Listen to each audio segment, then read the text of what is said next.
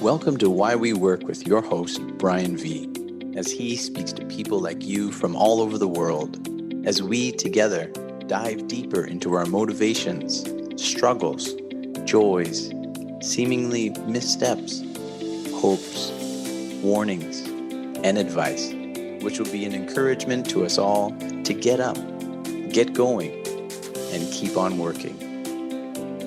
Working is tough, but working is good. Now here is your host to Why We Work, BrianVee.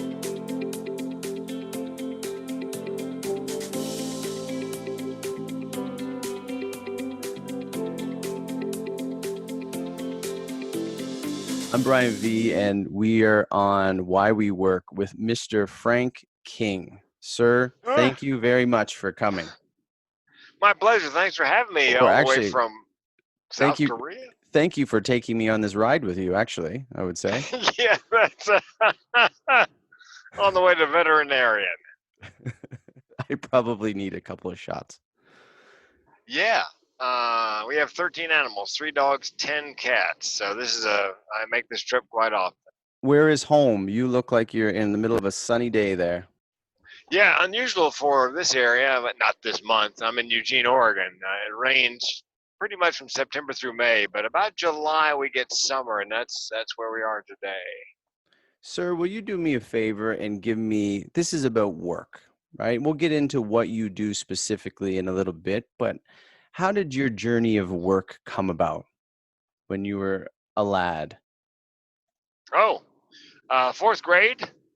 Told my first joke in front of the entire class, made them laugh, and as it turns out, made my teacher laugh really hard. I wasn't aware because she excused herself to go to the teacher's lounge. She was afraid if she laughed in my face, it'd break my heart. And then in high school, senior year, they had a talent show, and nobody had ever done stand up. So I wrote a stand up bit, and I won the talent show. And my mom insisted I go to college. She said I could do anything I wanted to after I got done, but she said her quote was, "You can be a goat herder when you're done, but you're going to be a goat herder with a degree." So I got 2 degrees, political science and one in labor management relations, and then moved to San Diego with my college and high school sweetheart and in the insurance business. My first job out of college, my wife's father worked for an insurance company, and I had very great difficulty getting a job. I interviewed on campus. They have a wonderful campus placement center at the University of North Carolina, Chapel Hill. I interviewed 77 times, literally, and no callbacks, no job offers. So my guess is they're really good at what they do, and they looked at me and thought, this guy's a clown, and they are correct.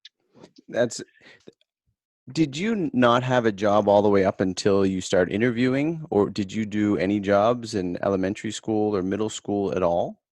Had a failed paper route in middle school. So funny. Yeah, I had no trouble delivering the papers. I just didn't like collecting the money. So my mom paid off the paper for a month, and I've interviewed 3 other people, including myself, in this, that we all had paper routes, and they didn't really go that well. no, I had a friend, Paul Morgan, who was really good at it. I mean, he actually had a route, and then somebody quit a route, so he took the route that connected to it. Mm-hmm. And he had a little book, and he was very good about collecting the money. And anyway, that was my first job. Oh, actually, that was not my first job. Back in the day, I worked at a little grocery store around the corner, a little market. And this is when they had soda pop bottles, returnable bottles, which they do again now. Yeah. Mm-hmm. Yeah, but back then, so they had what was called a bottle boy. So I would have to take all the Coke bottles and put them in crates, Pepsi bottles, each individual bottler, and I would stack them up, and then the guy would come by with with the fresh supply and then collect the empties. And I would also, as part of that job, I swept up and I bagged a few groceries. My dream was they had a big old-fashioned cash register, be a cashier so bad, but you had to be 16, I think, because they sold cigarettes and beer. Mm-hmm. Do you remember what And your motivation was at that time to work in the bottling company or as a paper boy? Was there a motivation? Because you mentioned, I think, you first went to the comedy part, but was there a motivation to get the first job? Was there something in particular that started you off? I don't recall any sort of motivation. I knew the guy was quitting the job, and they Yeah, offered me the job, and I just said okay. sure. I'll do the job. Yeah, and I enjoyed it. Like I said, I was a bag boy and a bottle boy, and I was looking forward to being a cashier someday. So when you Uh, took your first laughs in grade 4, was there an idea of something in this, or you just what? well, it was my teacher's idea. I'm terribly nearsighted. Everybody in my family is. I wrote a joke one time that we were descended from the people of the island of myopia, which is nearsighted. And on that island, it was conquered over and over because nobody ever saw the enemy coming. So, but I'm terribly vain. I was then terribly vain. I am terribly vain now. And we're talking 1962, 3, and there were no fashion frames back then. Everybody had the black plastic Buddy Holly kind of Ray-Bans, actually. Very popular now. Uh-huh. But back then, and I didn't want to wear them, but my teacher knew I had to. So now I was worried about 4 eyes and people making fun of me. So in her infinite wisdom, she got me to the front of the class. She turned me away from the class, put my glasses on me, turned me back to the class, figuring let's yank the Band-Aid off. Let's let everybody see Frank at the same time, Yeah. desensitize everybody. So when I turned back to the class, she looked down at me and she said, "See, you look intelligent." And I looked up at her and said, "Yes, that would explain all the laughter." Yeah, and she excused herself to go to the teacher's lounge years later. We bumped into each other at the grocery store, and I said, she goes, "You know why I excused myself, Frank?" I said, "I have no idea." She goes, "That was the funniest thing a child ever said to me, and I didn't want to laugh in your face, so I had to excuse myself." But that laugh, Yeah. that's like heroin. Yeah. You get that first hit, and my family's funny. My mom's funny, very witty. My sister's very witty. And I was never the class clown. I was more the class wit. I would mumble things under my breath. The kids around me would laugh, and they'd get in trouble, and I'd get away with it. And then 12th grade, I made the mistake of giving full-throated voice to my comedy. Our chemistry teacher, Mrs. Templeton, was late. She's also my homeroom teacher. Never late. I believe now, as an adult, she had a serious drinking problem because I had her for 7th period as well, and she was pretty cranky by then, and that was close to cocktail hour. But anyway, she was late. One of the kids said, "Why is Miss Templeton late?" I pointed outside the fog and said in a loud voice, "Well, look at the fog. Maybe she didn't get clearance to land her broom." Oh no. Yeah, she not only landed, she taxied up to the doorway, was standing right behind me. As she And for cackled that, in. yeah, and I got a 3-day vacation for that. And then in college, I didn't do any comedy. I just, buckled down, just wanted to get in and out. And then when we moved to San Diego with the insurance company, my wife's father helped me get a job. And San Diego has a branch of the Comedy Store, the world famous Comedy Store on Sunset. And they had an amateur night, an open mic night. And man, I'd drive past that place and I could feel a magnetic pull. So I did what I advise beginning comics to do. Go to amateur night a couple of times, see how bad 75% of the people are. That'll give you the courage to get up. So I did that, and sure enough, they were horrible.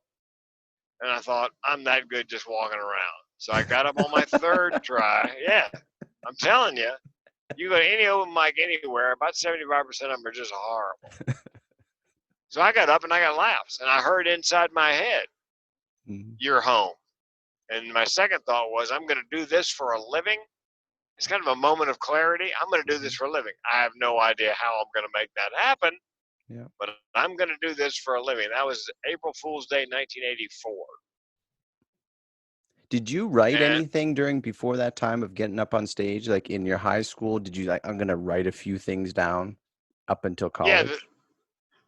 I did the one in 12th grade where I wrote it all down. And I never wrote another joke until I got to San Diego. Okay. Now, I was funny in conversation, but so I cobbled together 5 minutes for open mic night about moving from North Carolina to California. The fish out of water is always a good premise. Touches home And for a then, lot of people. Yeah. yeah, anytime you move and you have discomfort. And I remember one joke, which was, I grew up in North Carolina. The only Mexican food we had was Doritos. I'd never seen guacamole. I'd never even seen an avocado. So I go to a cocktail party. I've got a chip in my hand. I'm headed down toward the bowl for the dip, and I look down just in time to stop, and I'm hovering above this green goo. And the hostess came running over. Frank, I know you're from North Carolina. You've probably never seen that before. It's guacamole. It's good. And I said, my punchline was, yes, I bet it was the first time somebody ate it. And yeah, and I had that thought in my head, as I mentioned, or may have mentioned, that, I'm home.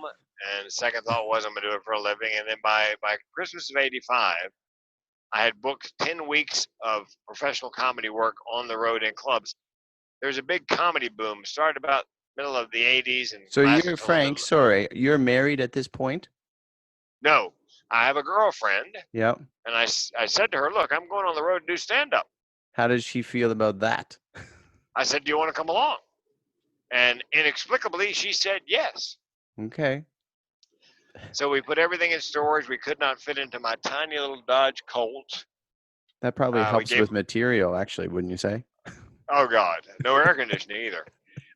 Gave up our jobs, hit the road, and I thought 10 weeks was forever, and it went by in a flash. But fortunately, unlike most comedians, I have a decent work ethic. And when I worked my first week, I did well enough that one of the guys I was working with had a club in D.C., Washington, D.C., and he said, would you like to book, I said, that would make week 11. That'd be great. And somewhere along the way, a year or so later, my girlfriend and I became husband and wife, and we've been married 33 years. That's wonderful. Well, and we were on the road, speaking of work, from the day after Christmas '85 till Easter of '93, 2,629 nights in a row, nonstop. How did she view your work ethic and not even so much in comedy? How did she see that you were really plugging at it, you were working hard, and that was, that, because it can't be easy to be on the road, a couple on the road on a comedy, you're not working in the wee mornings, right? Late nights. We both thoroughly enjoyed it. It was a little difficult, but we were in our late 20s. You pack up, you hit the road, and back then they put the comedians up in what's called a comedy condo, 3 bedrooms. So I not only worked with these comedians, we lived with them for a week at a time. Yeah, Jeff Foxworthy and Dennis Miller and Rosie O'Donnell, Ellen DeGeneres, and Kevin James and Adam Sandler and Seinfeld, and anybody who was anybody back in the day. We were on the road working with them in those clubs and staying in condos with them for a week. For my poor wife, who was kind of like living in a frat house because most of them were guys. But she hung on. She said to me before we got married that she never wanted an ordinary life. Yeah, well, careful what you wish for. The joke was on her on that one. Yeah, and I was booked when I came off the road at the end of that tour. I was actually booked a year ahead. That's how much of a work ethic I had. And I was on the phone. This is back before cell phones. I was on the phone constantly getting work. So. Can you? And then. Yeah, go ahead. And then I went into radio for a year and a half. I got a job at a radio station because in the mid '90s they were hiring comics to do morning shows, and I caught that wave as well. Can you? I think this is applicable. My question to all types of work, not just comedy, but I think it's more in the spotlight with comedy. in some days, people don't feel like doing their job. And for you Yeah. not to feel like doing your job is not funny. No. How difficult is it to be a comedian who, from I have fights with my dear wife, or, I'm ill or something, but you got to get front stage center and be funny. And that's applicable to all jobs. I think people just don't want to go to work today. But yours is Yeah. like, okay, this is how you do it when you're a comedian. How difficult is that? Well, with time and practice, there's a reason they call it acting. Yeah. Because I got a phone call one night from a friend. My mom was winding down, had cancer. I got a phone call from a friend of the family, and she said, "Your mom passed away tonight." And the next thing I heard, Ouch. "Ladies and gentlemen, please welcome." And you paste on the grin and march through it like. And I did one in Denver at a corporate engagement, and a friend of mine was there watching me, and he said, I come off stage, he goes, "Hey man, do you want to go get a beer?" And I said, "I don't really feel much like getting a beer." And he goes, "Oh dear God, you're sick." He goes, "But none of that showed up Yeah. there. How the heck do you do that?" And I said, "Well, they're very caring people, but they're here for a show. It was a corporate show, good money. They're very caring people." Hang on, I'm put you back up on my dashboard. Sorry guys. They're very, people are, and if I'd said to them, "Look, I'm really sick," they would have understood. But it's the old adage in show business: the show Show must go must go on. on. Yeah, so you just learn to work through it, and because they paid for a show, and there's several hundred people there, and it was a darn good paycheck because it was a corporate engagement. So Yeah, what you're so doing now, you've morphed into something else from what I know of you. So how did you transition from comedy to now you're still incorporating your comedy, but into um, awareness of suicide and other things like that? How did that happen? well, when I was selling insurance, Brian, back in the day, insurance, they're all about motivation. So I got to see all the great motivators back, Zig Ziglar and Brian Tracy and those guys when they were in their prime. And I used to sit in the audience and think to myself, man, I could do that if I just had something to teach somebody. And so I cast about for years trying to figure out, didn't I have something, some takeaways, learning objectives, able tos, action items. And I could never figure out, what I had to teach anybody. Mm-hmm. And then after I came so close to killing myself in 2010, and after in the height of the recession, lost everything in a Chapter 7 bankruptcy, and I learned what the barrel of my gun tasted like, literally. And look back at my family history. It runs in the family. My grandmother, great aunt, and mother died by suicide. So it's called generational depression and suicide. And I thought, you know what? I do have something to talk about. I could do suicide prevention. However, all the meeting planners and speakers bureaus and everybody thought of me as a funny guy. So how do you rebrand after let's see, that was To 2000, something yeah, that's on the total opposite side of the spectrum. after 25 years? So you know what? My wife goes, "Do a TEDx talk," and I said, "What's a TEDx talk?" So she explained it to me, and just by chance, I got an email with a note where you could audition, submit an application to a TEDx. Oh, what the hell? I'll do it. So I submitted for a TEDx talk by Vancouver, BC, British Columbia, and I got it. And I came out as depressed and suicidal on that stage in 2014. Nobody knew I was depressed or suicidal. Not my family, my friends, or my wife. Nobody knew. Like a lot of people with mental illness, we cover it well. And that allowed me to rebrand from a funny speaker to a speaker who was funny. And then I've been picked for 7 TEDx's since then, and 2 of them I couldn't make because of conflict, but I got 5 in the can, all of them on mental illness, in an effort to become the mental health comedian. That's my brand. So do you want to stay in that brand, or do you still want to do shows that are void of that, but maybe you throw in some jokes that are related? But No, I will not turn down comedy work. For the last 10 years, I worked on cruises 12 or 14 weeks a year doing just stand up. that's a tough gig. Actually, it's 2 shows, maybe 4 in 10 days. The rest of the time, you're just a passenger.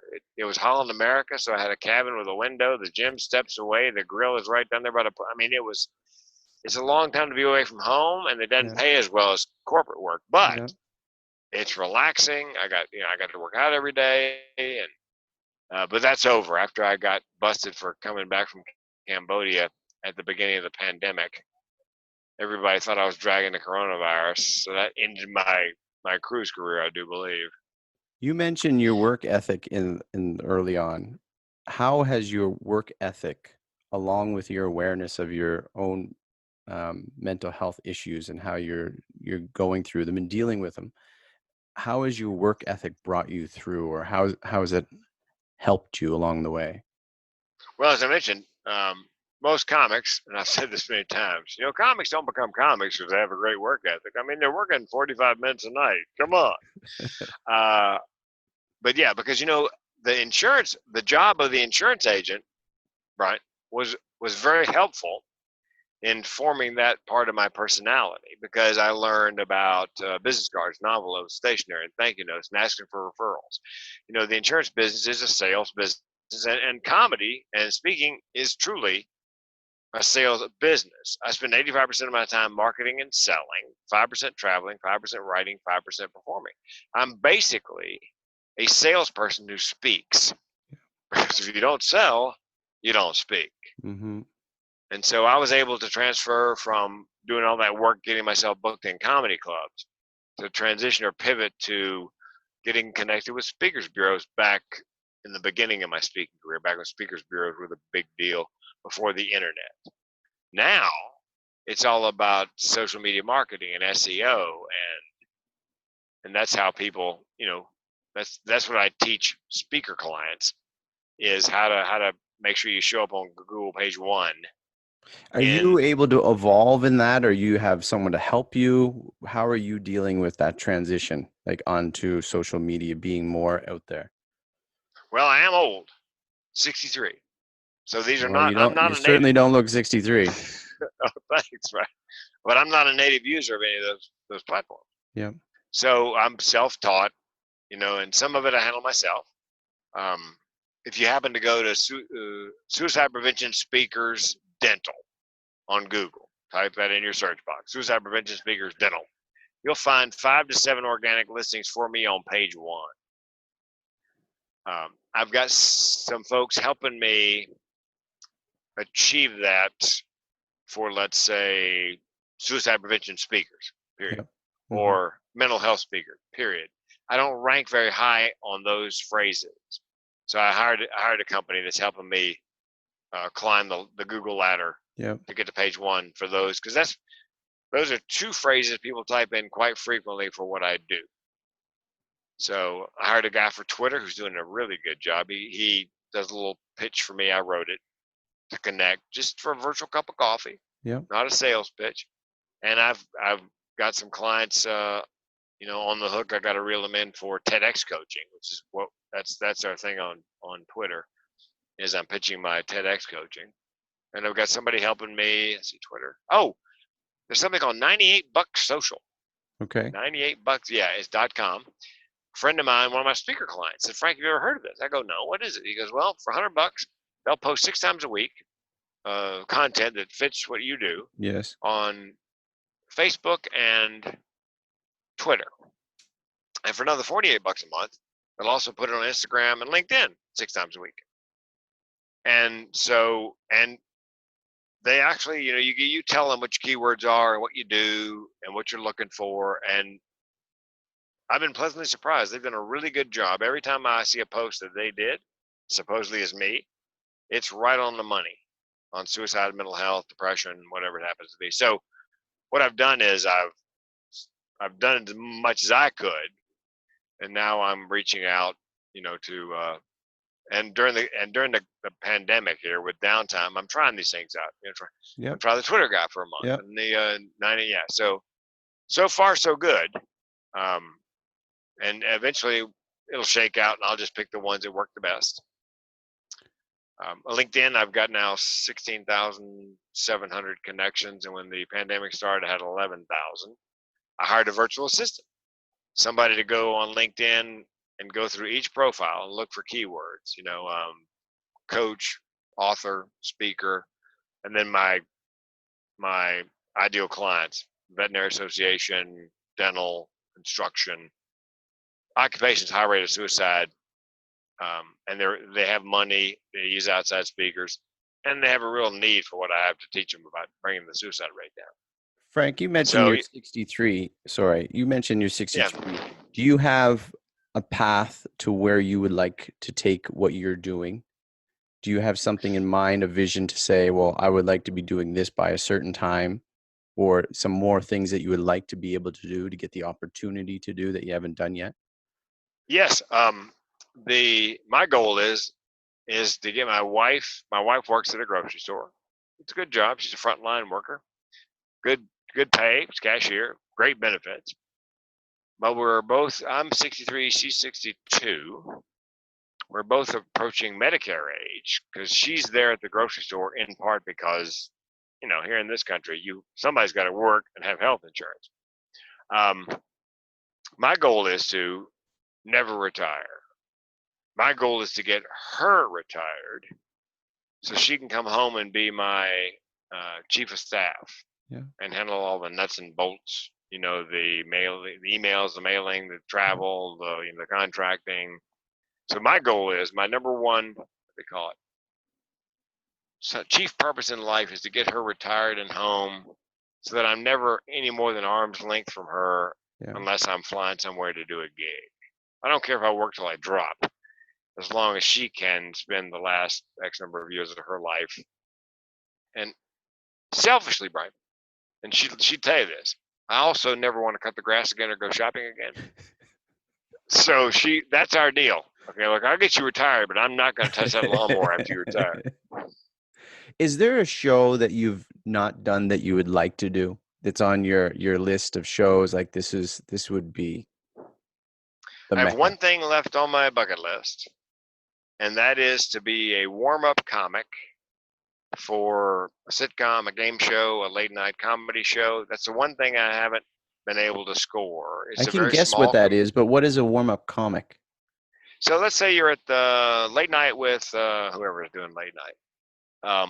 Before the host comes out, the warm-up comic comes out and spends 15, 20 minutes doing jokes and doing the housekeeping announcement. Bathrooms are here, exits are there. When you see the sign that says applaud, make sure you applaud. And then in between guests on a talk show, or if you're doing a sitcom, while they're resetting the scene or the stage, you keep the people in the audience entertained. The trick is, you cannot be funnier than the material in the sitcom. You get fired. You got to put that bit in your mouth like a horse. Yeah, and so really they're hiring somebody who's genial and amusing and personable. And I mean, I was born to do it.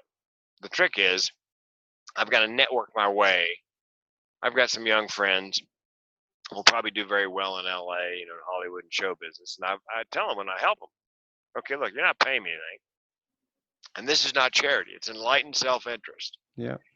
When you get the sitcom and they go, who's going to warm up? Yeah, the next two words out of your mouth, but yeah, exactly. I'm like the mob. I'll do this for you. Someday I come to you for a kindness. Someday. Yeah, so that's my the only other thing I didn't get to do that was on my bucket list when the crash came, the last recession. I thought I need a job, good benefits, decent pay. So I'd always wanted to be a police officer. So at age 52, I applied with 12 different police departments, and they can't deny you, to be considered to hire if you can pass the physical law enforcement. Yeah, and I fitness test, and I passed it 4 times. I'm the oldest person in the state of Washington ever to pass that thing.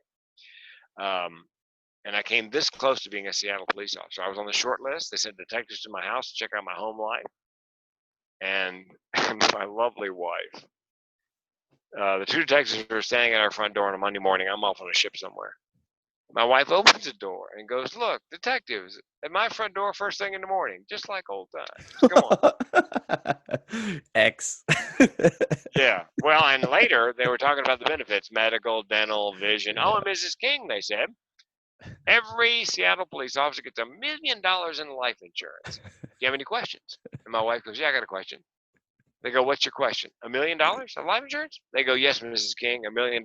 She goes, "Does he have to wear the bulletproof vest?" But, and you know what, Ryan? I would have gotten the job. My training officer said, "Look, Frank, here's the deal. 3 years ago, 2007, that we had more jobs than nobody wanted. We would have taken a shot at a 52-year-old guy going to the academy because they have to pay. The department has to pay to send you, and they have to pay you while you're there. So we would have taken a shot at you doing it. But, you know, with the kids coming back from Iraq and Afghanistan, we got a lot of young applicants. You know, it's nothing you did or didn't do. It's just we have a ton of applicants." And so I said, "Fine." I said, I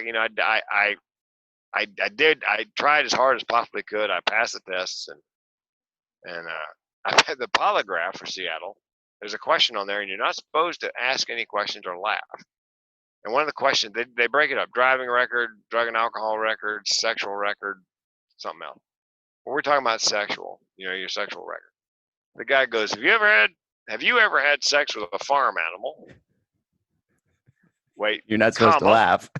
No, I'm trying not to laugh. And then he hits a comma. If only by accident. I'm like, okay, I'm sorry. Stop the test. I understand the first part of the question. What fascinates me is disclaimer. I said to the guy, "Are you getting big strapping Washington farm boys in here who can't get past this without the disclaimer? I swear to God, Your Honor, the sheep just kept backing up." That may have been why I didn't get it, but I did pass the polygraph, and he laughed, thank God. But that's actually, and I was on a ship one time, and I told that story. And there was a cop in the audience, retired. He'd been, you know, cop 30 years. He goes, "Frank, 30 years ago, that question was on the test. Still on there." So that's the only thing on my bucket list that I haven't. And the suicide prevention speaking, I always wanted to, like I said, make a living and a difference. Finally figured out how I could do that. And so in the speaking business, they call it picking a lane. You got to pick a lane. Mm-hmm. And they also say that in speaking, the riches are in the niches. So I niched myself into suicide prevention, then I niched myself into 4 or 5 occupations that have a really high rate to direct all my marketing at those 5 occupations. So it's not like a shotgun approach. Yeah. It's just a very narrow. Now I'll do other suicide prevention engagements, but my marketing, dental, construction, veterinary, healthcare, and project managers are my 5, and that's where I aim all my marketing, and it's made all the difference. Besides the fact that suicide prevention speaking is not only my purpose, it's my passion. People say, "How'd you pick suicide?" And I go, it picked me. It's organic. It's I will go to bed thinking about it. My favorite kind of client to coach is somebody just like that, where they've got something about them. I've got a TEDx coaching client who has narcolepsy. She didn't know she had narcolepsy until she's in law school. She thought everybody was that tired. It's not uncommon with sleep disorder. Yeah. And she had herself tested, had a sleep test, found she had narcolepsy. Now she has a foundation. She's a sleep advocate. She's got a TED Talk on sleep. I helped her construct the final TED Talk. So she's my favorite kind of client because she didn't have to pick anything. She's passionate about it. She's passionate about it.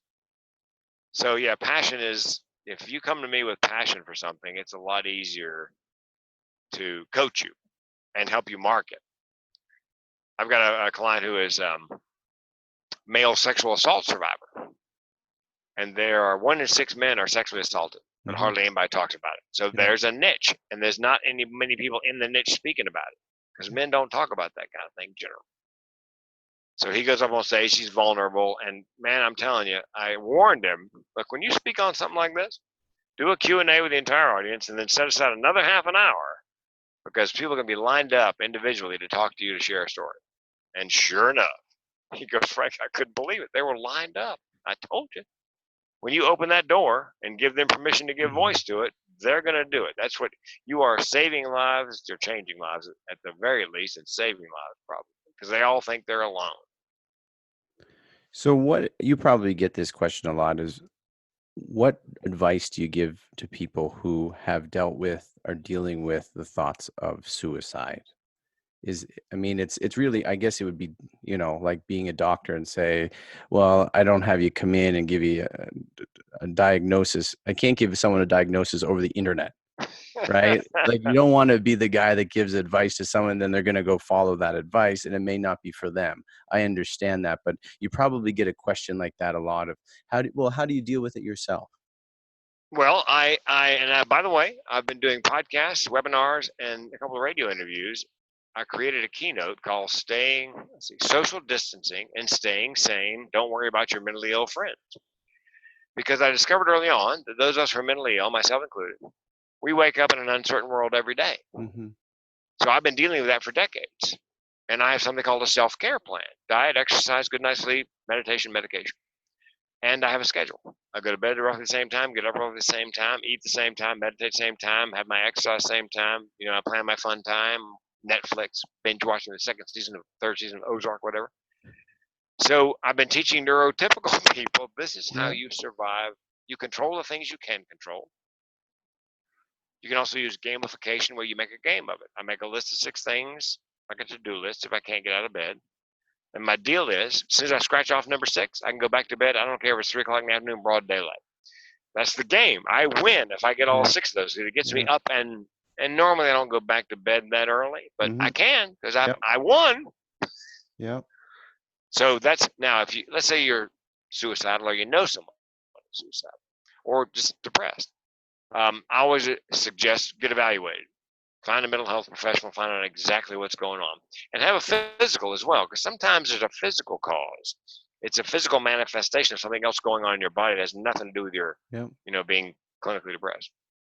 Get evaluated, and if medication's indicated, things have gotten a lot better in terms of precision prescriptions. There's now a DNA cheek swab test. They take your DNA and they match it. Let's say you're depressed. They put your DNA up against a long list of antidepressants. They find a 1 or 2 that they believe will work best with your particular metabolism. So you get a lot less of this go on, taper off, go on, taper off, go on, taper off. So that's my advice, to make sure you get it's like $200. Insurance covers it oftentimes. Get the cheek swab test, make sure you got the right meds. If you have somebody in your family or friend or whatever is depressed, people say, what do you say to them? Don't say anything. Just actively listen. Just let them talk. Just co-sign whatever it is they're going through, is my best advice. And I put my phone number up on the screen every keynote I do, my cell phone number. And I tell them, look, if you're suicidal, call the Suicide Prevention Lifeline. If you're just having a really bad day, call a crazy person. Here's my number. Because we're less likely to be judgmental. We're not going to do what they call should all over you. You should do this. You should do that. You should try fish oil. We're just going to listen and commiserate. And with me, if you have depression, or with us, you don't have to explain any of that to me. You don't have to say to me, Frank, every now and then I'm sitting at a railroad crossing, a train's coming, and I go, let me finish the sentence. And you're thinking, I could pull up on the tracks and that would be that. They go, how do you know that? Know it. I live it.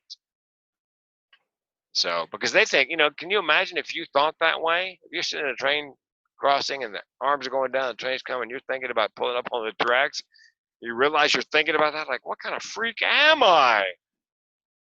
Well, because oftentimes in my keynotes, except for one keynote, of all the keynotes I've ever done, I've had at least one person come up and say, it's called chronic suicidal ideation. They didn't know it had a name. They thought they were just some kind of freak. And the way I hook them is, I go, look, I've got chronic suicidal ideation. Here's what it looks like. A couple of years ago, my car broke down. I had 3 thoughts unbidden. 1, get it fixed. 2, buy a new one. 3, I could just kill myself. It's always option C. And man, you can see in the room the light bulbs go on over some of these people's heads, because they had no idea it had a name. They thought they were just some kind of freak. I've had people come up just weeping to find out that they're not alone.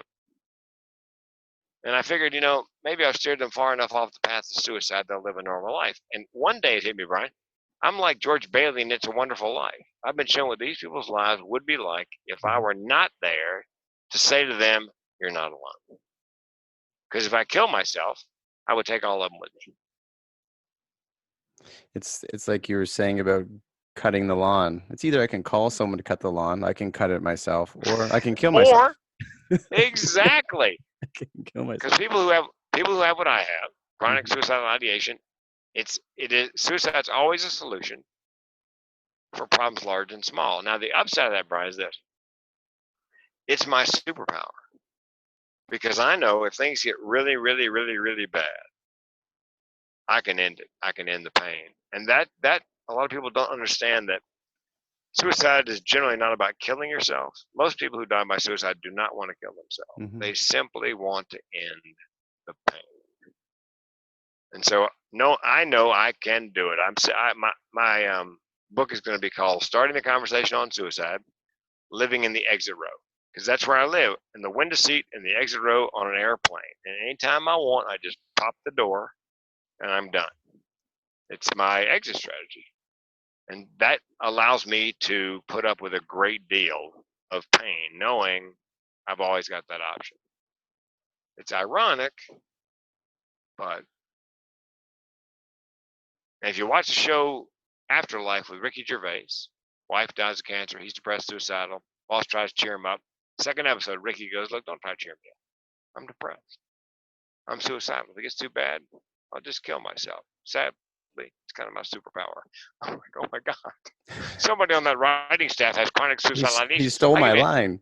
Yeah, I'll give you another one. This is a fantasy I've had many times. Two guys come up to him with knives. It's filmed in England, so they would have guns. Come up to him with knives and go, give us your money. And Ricky goes, or what? They go, we'll kill you. And he goes, well, for a lot of people, that would be an inducement to give you my money. But in my case. Go ahead. Yeah. I'm here. Yeah. When I came back from Cambodia, and I got in so much trouble because people thought I had jumped quarantine and dragged the virus back to the U.S. We'd never been quarantined. I was never sick. But, I had to handle death threats. And a guy called me and said, I know where you work out, know when you work out, the gym. I'm coming there to kill you. And I said, okay, that's fine. I said, but know this, I've been trying to do that to myself for 4 decades. And here's the deal. I don't want to die, but I'm not afraid to die. So just add that to your calculations before you pull up. Never showed. I think I scared the hell out of him. That you mentioned a couple of times about the quarantine. It's and I think there's something to it, because I'm in South Korea, and even yesterday I was walking down the road. I had my mask on my wrist in the middle of nowhere. There happened to be a guy on the bus stop, and I live in a very secluded place, and he pointed, like, put your mask on. No, there's no one around. And so we're outside. Right, and we're outside, and it's like the most beautiful day. So maybe even you can speak of those little triggers that get people like this thing. So I'm sure the people who had death threats on you had initial good reactions or intentions of wanting, to protect people. But then people kind of get over the edge, and then there's all this mixed messaging going on, and people get fearful. And then the first reaction, that's like a buddy of mine told me, he says to his wife sometimes, don't, I'm a cat. Don't push me in a corner because I'm coming out fighting. Right. Well, the trolls and so forth, they have, they have an agenda. It's called the cancel culture. They sense a moral failing, like coming back, and they're thinking you're dragging the virus, and they come after you because they can increase their status by taking down somebody of a little higher status. Now, I'm not a celebrity, but I'm in show business. I've been doing comedy so they came after me, and some people were genuinely frightened. And my neighbors, we'll cook food for you and put it on your front porch. Tell your husband not to come outside, please. Yeah, it was ugly, but yeah, and here's the deal. Somebody said to me about the pandemic. No, about the Cambodia thing, because we had to change our home phone number, shut down 3 social media accounts for a while. somebody said to me, "Are you surviving this whole, Cambodia Corona quarantine thing?" I go, "Look, here's the deal. I've had 2 aortic valve replacements, a double bypass, a heart attack, 3 stents. I tell you what the barrel of my gun tastes like. I've got major depressive disorder, chronic suicidal ideation, and I lost to a puppet on the old Star Search. This is not the worst thing that's ever happened." So But it's comedy. true, right? It's so true. Like we quickly forget how bad things really are in other parts of the world, things going on and what we've been through in life. And then this thing that we're not quite certain about, no one really truly knows, or we have answers to that most of us don't know. And then we're willing to, kill someone because we think we're right. Well, and by the way, when we were in the Pacific there, we were turned away by 5 countries. Our ship was, including Korea. It's understandable. It's I know. understandable. I would. Somebody said to me, "Why would they do that?" I said, "Here's why. No politician wants to be the person who checked off letting us come ashore and then it all blows up." Yeah. I understand. And finally, I'm guessing somebody paid somebody, and we got all Well, that. on a brighter side too, I said this the other day on social media. I went to a restaurant out in the country because we were at a funeral, and people would get out of the car, put on their mask to walk 15 feet in a restaurant that was at capacity at 300 or more people just chowing down on meat. And we were in the middle of the country. So the hypocrisy or the inconsistency, like the gentleman, I'm sure he was on his way to a restaurant yesterday, telling me to put my mask on in the middle of the thing. Like, just think it fully through, and then maybe we can have a conversation about that. What is your biggest, Frank, what is your biggest difficulty in what you do on a daily basis, work related or as a comedian, speaking about suicide prevention? What is the biggest challenge that you have that you would like other people to know so that they can have a better understanding of you? It is the booking. People say I could never get up and do what you do on stage. That's by the time I get on stage, whether I'm doing comedy or I'm doing a suicide prevention speech, my work is pretty much done. Yeah. The contract is signed. I've got a deposit. I'm going to pick up the balance that evening. I just get to go up. If it's comedy, just have a good time, or if it's suicide prevention, perhaps save, change some lives. So that's the fun part. The hard part is, I'm an independent salesperson, basically working on commission.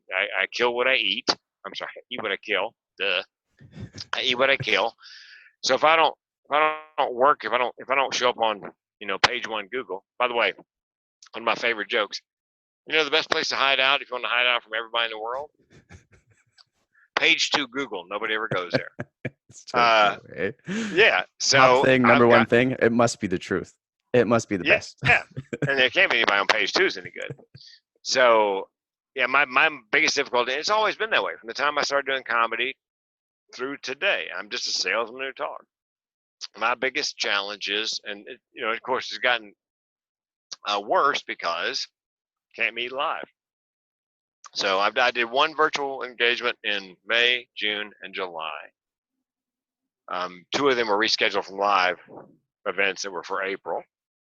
I've got 3 events next year, March, April, and May, that are rescheduled from this spring. But between now and March, I got nothing. So thank God. Hopefully this next stimulus package will pass, and they'll continue at least some of that $600 a week unemployment from the feds, and the $1,200 for everybody as a stimulus bonus or whatever. I'm hoping that they're gonna have to do that this week or early next, because Saturday the whole $600 a week thing runs out. How So difficult would it be for you? How difficult would it be for you to do online gigs? Is that a near impossibility as a comedian? As a comedian, it's difficult. Yeah. As a speaker, not so much, because you're not really feeding off the Reactions, yeah. But people have said to me, "How can you do comedy in a Zoom, like a Zoom comedy thing?" Well, Because we're I've done doing a it. couple. You made me laugh. Well, and when I do the speaking, I have everybody leave their mics on, and if they got a question, just yell it out. So it's much more live. But think about this. I did horrible one-nighters for 7 years in between the nice comedy clubs. I've done my entire 45-minute show to 2 people in a room full of furniture. So I can do it And you wouldn't even know that I was not happy doing it because it just pastes on a smile and just go through it. Frank, That's and really, last couple of questions. One, how can people reach you if they want to, for whatever reasons? You mentioned your phone number. I mean, you didn't mention the number, but how you do it. Any other particular ways that people can reach out to you, contact you, book you, however that works out for you? Yeah, they can go to, if they're looking for a TEDx, they want to do a TEDx talk, they can go to yourtedxcoach.com. And if you go there, there's a free PDF, 6 things you can do to kill your chances to get a TED talk. And then if they go to The Mental Health Comedian, thementalhealthcomedian.com, my phone number's there, email's there, and I'm working with the 2 women, and we've written a series of books. First one's already out on men's mental health, and I voiced it for Audible. And there's an MP3 on that site, The Mental Health Comedian. You put in an email address, you can download the MP3 unabridged, cover to cover, for free. So either one of those would get you to me. Frank, how has work, starting from bottling, what kind of, was it Coke back in the day? Bottle boy, bottling papers, insurance and such. How has work brought you through life? How has it helped you throughout your life? Well, my third TED Talk is called Suicide, the Secret of My Success. Because I knew I wanted to be a comedian. I knew someday I would be a comedian, but I married my high school sweetheart, and that was not what she had in mind. So I got to the point where I was depressed and suicidal and knew if I did not change jobs, begin open mic, and eventually end up as a comedian, that sooner rather than later I was going to kill myself. So my second thought was, well, I could divorce my wife, quit my insurance job, try comedy. If it works, great. If it doesn't, hell, I could still kill myself. So from the first moment, that joke never gets old, eh? Like I could always just kill myself. Just kill myself. Yeah, and I've met a number of entrepreneurs and entertainers who had the same basic thought. So I always knew going through elementary school, middle school, high school that I was different. And I have something I believe, I call it reverse imposter syndrome. With imposter syndrome, you think you're going to be found out. Everybody's going to go, you don't deserve a PhD, or you don't deserve a master's, or, you're not funny. I have the reverse of that. I believe that I am funny and talented and famous. It's just I'm waiting for somebody else to recognize it. Yeah, so put me in, coach. Yes, and that began the day I connected with what I should have been doing, which was comedy. From that first open mic, from that moment when I've only heard in my head 3 times in my life, you're home. Once on stage doing stand-up that first night. I took a voiceover class, and the guy in the booth was reading some copy from a McDonald's commercial, another student. He got done, and I said to myself, man, it's a McDonald's commercial. Put a smile on your voice. And the teacher goes, man, it's a McDonald's commercial. Put a smile on your voice. I'm like, oh, dear God. I heard it. that. You heard it. So I thought, I'm home. And so that's, once I think you align yourself with what your purpose is to be. And once you find that why, a friend of mine said, if you decide what you want, the how will follow, the how. If you decide why you want it, the how will follow much more quickly. Yeah, absolutely. Frank, in closing, you've mentioned it, but why do you work? What is the reason why you get up each day? Why do you work? My why is, I had a young woman come up to me after a college show, and she said, thanks for your keynote. I said, you're welcome. She goes, but it made me weep. How did it make you weep? She goes, the part about your car, get it fixed, buy a new one, you just kill yourself. She goes, I've been having those thoughts all my life. I didn't know it had a name. I thought I was just some kind of freak, completely alone. And she goes, when I heard you say that out loud for the first time in my life, I realized I was not alone, and I wept. That's what gets me out of bed in the morning. That's great, Frank. I appreciate you very much and taking the time. Take your dog to the vet, and I hope that people reach out to find you? Because there's many people who share the same things that you're going through. Oh yeah. And I would be a liar if I didn't say I never thought of suicide. And I resonate with the idea of I can just pull, shoot, done. Yeah. Yeah. A friend Bye, of mine Frank. goes, "There's no solution. No solution for that." Oh, yes, there is, but you're not gonna like it. I appreciate it, Frank. Thank you very kindly, sir. Talk to you later. Yes, sir. See ya. Bye.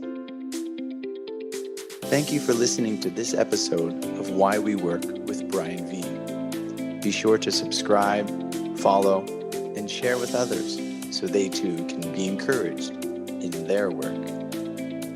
I hope that you have yourself a productive yet joyful day in your work.